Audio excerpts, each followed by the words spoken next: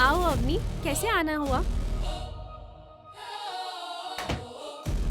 कुछ नहीं दी, बस कुछ बात करनी थी। हाँ कहो। यहाँ नहीं, अंदर चल के। हाँ दी, चले जाइए। वैसे भी पैसों की बात भला मेरे सामने कैसे कर सकती हैं? भाभी, कुछ बातें होती हैं जो पराई लोगों के सामने नहीं की जाती। अवनी, ये तुम कैसी बातें कर रही हो? ये मत भूलो कि तृप्ति इस घर का ही नहीं, इस परिवार का भी हिस्सा है। वो पराई नहीं है। दी, जो आपसे मैंने उस दिन बात कही थी, बस उसी के बारे में बात करनी है। देखो अवनी, मेरी मानो तो अब विकास बाबू से बोलो कि वो अपनी मेहनत से सब कुछ ठीक करें। ये बार बार दी को क्यों परेशान करती हो आप? इस बात का जवाब मुझे देने दो, तुम बीच में मत बोलो। मुझसे कुछ भी कहने से पहले एक बार अपने पति से पूछिए कि दी ने उनके लिए क्या क्या किया हुआ है। अवनी, तुम बात करने का लिहाज भूल रही हो। ये मत भूलो कि तृप्ति और आशुतोष तुमसे बड़े हैं। और हाँ अवनी, इस बार मैं तुम्हारी कोई मदद नहीं कर पाऊंगी। अच्छा, समझ गई थी कि आपको किसने भड़काया है। और अब एक बात आप मेरी भी सुन लीजिए, मुझे मेरा हिस्सा दे दीजिए आप। हिस्सा? कैसा हिस्सा? अच्छा, कैसा हिस्सा? इस घर में हिस्सा। और ये घर तो हमारे पिताजी का है ना, तो इस घर में हम तीनों का बराबर का हिस्सा है। और या तो इस घर को आप बेच दीजिए या फिर मुझे मेरा हिस्सा दे दीजिए।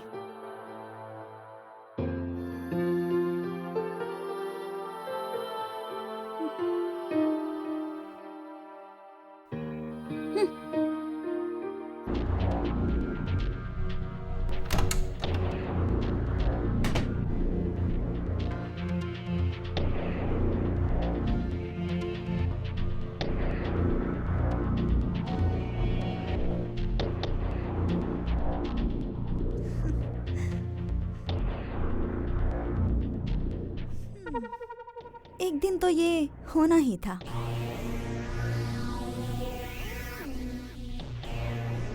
वैसे अच्छा हुआ, मैं इस छोटे से घर में नहीं रह सकती। क्या देख रहे हो तुम? मेरी ही आईडी खोलकर बैठे हो आप। क्यूट लग रही हो ना? वाह। अरे दीदी बैठिए। नहीं, मुझे तुमसे कुछ बात करनी है। हाँ, मुझे तृप्ति ने बताया। वो मैं सोच रही थी कि आपने बिल्कुल ठीक सोचा दीदी, आप इस घर को बेच दीजिए। वैसे भी हम लोग शिफ्ट ही होने वाले थे ना। नहीं आशुतोष, मैं सोच रही थी क्यों ना हम दोनों मिलकर अवनी की मदद करें। दीदी, ये आप कैसी बातें कर रही हो? आशु अभी सेटल होने जा रहा है और आप अवनी को पैसे दिलवाने की बात कर रही हो? क्या इस घर का मोह माया पकड़ के बैठे हो आप? आशुतोष, ये घर माँ बाबा की आखिरी निशानी है। मैं इसे कैसे बेच सकती हूँ भला? दीदी, क्या आप भी इस फालतू के सेंटिमेंटल चीजों में अटक रही हो? प्लीज इसे बेच दो। मुझे वैसे भी यहाँ नहीं रहना है। बेच दीजिए ना इसे प्लीज।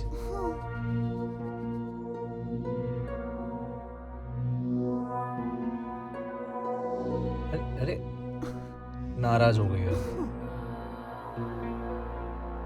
तुम बैठो, मैं तुम्हें कुछ दिखाता हूँ। आजा।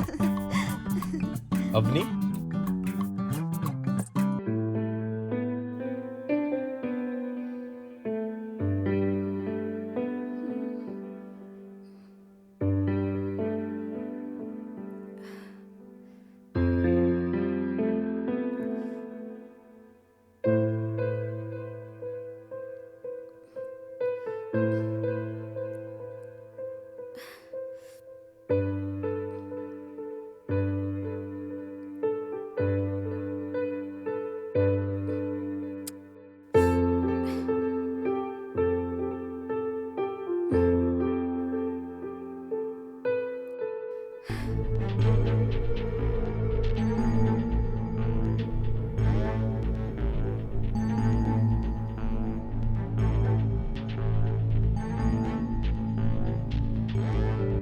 भैया आप आ गए, बैठिए ना। क्या हुआ अवनी, तुमने मुझे अकेले में क्यों बुलाया? क्योंकि भैया मैं नहीं चाहती थी कि दीदी के सामने हमारी कोई भी बात हो। कैसी बात?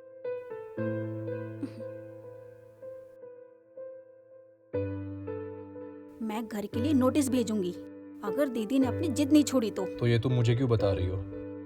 घर बेचने के लिए मैंने तो हाँ कर दिया है ना। मैं जानती हूँ आपको कोई प्रॉब्लम नहीं है। अवनी, मुझे तो डाउट है कि मेरे साथ भी फ्रॉड हुआ है, धोखा हुआ है मेरे साथ। पता नहीं कितने पैसे दीदी ने अंदर कर लिए होंगे। हम तो छोटे थे, हमें क्या पता कि बाबूजी ने हमारे लिए कितना क्या क्या छोड़ा होगा। बात तो आपकी बिल्कुल सही है भैया, वरना इतने पैसे मुझे क्यों देती फिर? मतलब तुम समझ गई हो मैं क्या कहना चाह रहा हूँ? हाँ? क्या भैया? यही कि इस बात को तुम मेंशन कर दो अपने नोटिस में।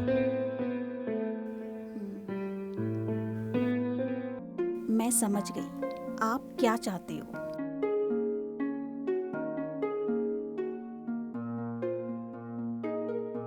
अब देखिए मैं क्या करती हूँ।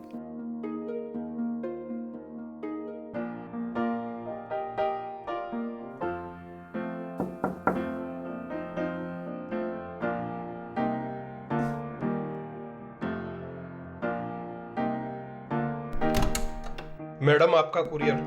Okay, thank you.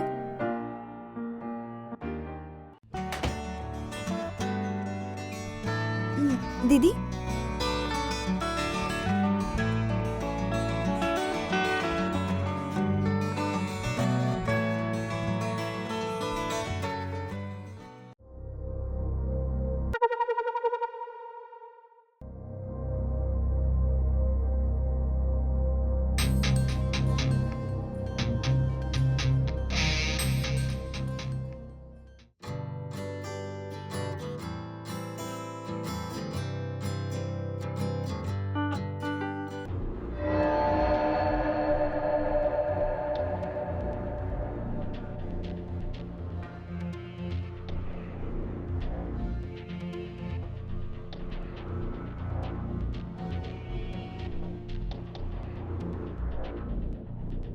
Hello Avani बेटा, कैसी है तू?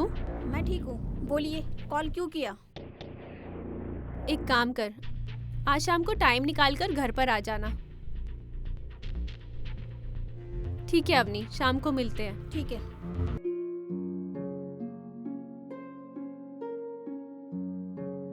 आशुतोष तुम भी घर पर जल्दी आ जाना, अवनी आ रही है। मैं चाहती हूँ सब कुछ सबके सामने क्लियर हो जाए। ठीक है दीदी।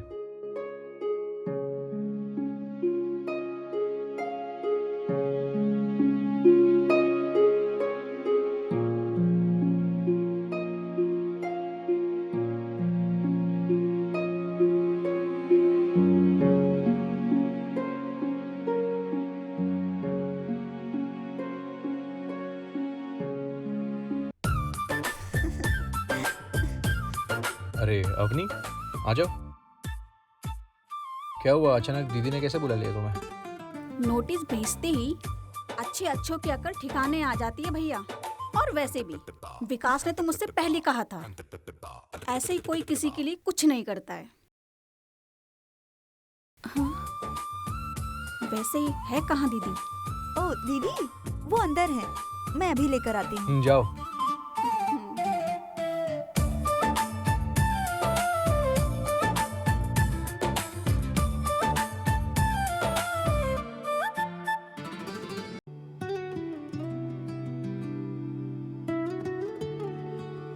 आप कहीं जा रही है क्या? दी, आपने मुझे क्यों बुलाया है? पर आपने अपना हिस्सा तो हमारे नाम कर दिया।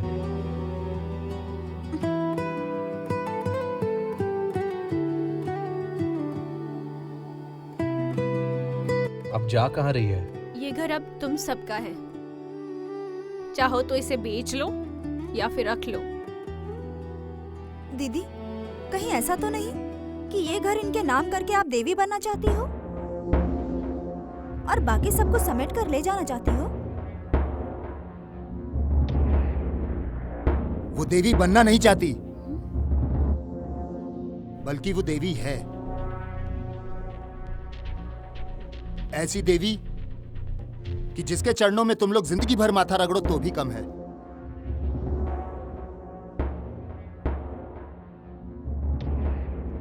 आप रहने दीजिए। जयंत बाबू, आपको घर के मामले में बात करना शोभा नहीं देता।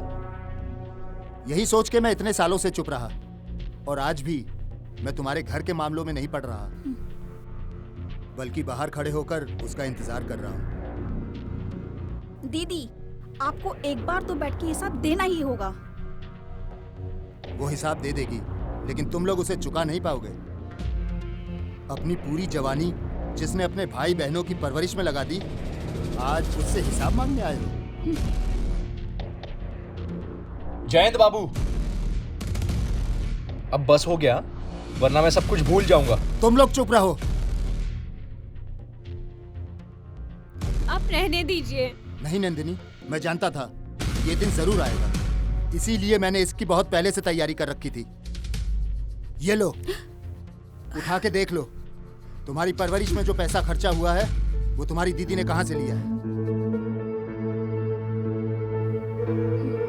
अरे, इसने तो अपना पीएफ तक लगभग खाली कर दिया, और तो और अपने माँ के दिए हुए जेवर भी बेच दिए अपने भाई बहनों की देखभाल के लिए।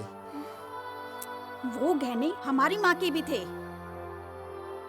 नहीं, वो नंदिनी की माँ के थे। अब कहना क्या चाहते हो? हाँ, आप चुप हो जाइए, आगे कुछ मत कहिए। आज तो चुप रहने के लिए मत बोलो, इनका सच जान लेना बहुत जरूरी है। तुम लोग नंदिनी के सौतेले भाई बहन हो।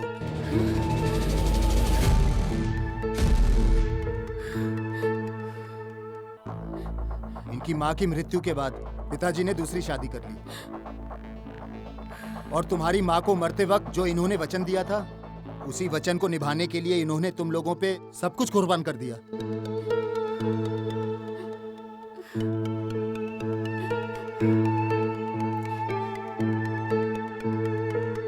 जिंदगी में तुम्हें कुछ पता न चल पाए, इसीलिए तो इन्होंने अपनी सगी माँ की तस्वीर भी तुम लोगों को नहीं दिखाई।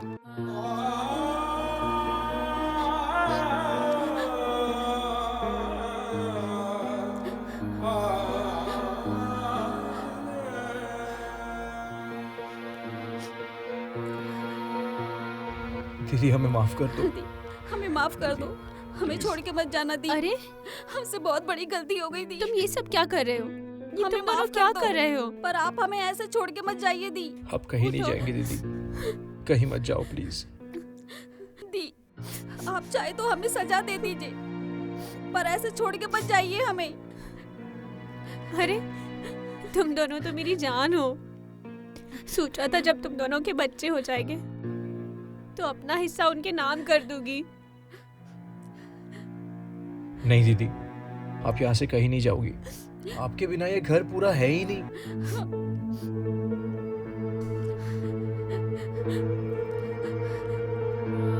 दीदी, मैंने पापा को हमेशा एक बिजनेसमैन की तरह रिश्तों को संभालते हुए देखा है। कोई अपने बहन भाई से इतना प्यार कर सकता है, मैंने कभी नहीं देखा, और कभी समझ भी नहीं पाई। आई एम सॉरी दीदी। हम आपको कहीं नहीं जाने देंगे दी। नहीं, जाना तो उनको पड़ेगा ही।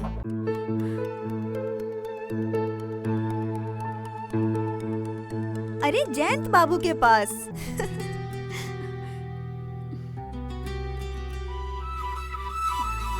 दीदी, आपने बहुत जिम्मेदारियां निभा ली, अब एक जिम्मेदारी हमारी भी है। जाओ ना।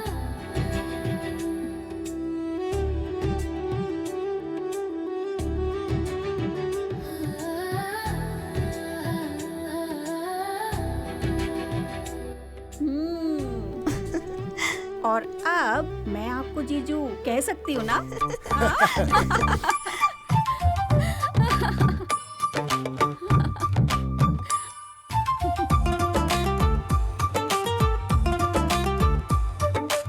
दीदी, जीजू।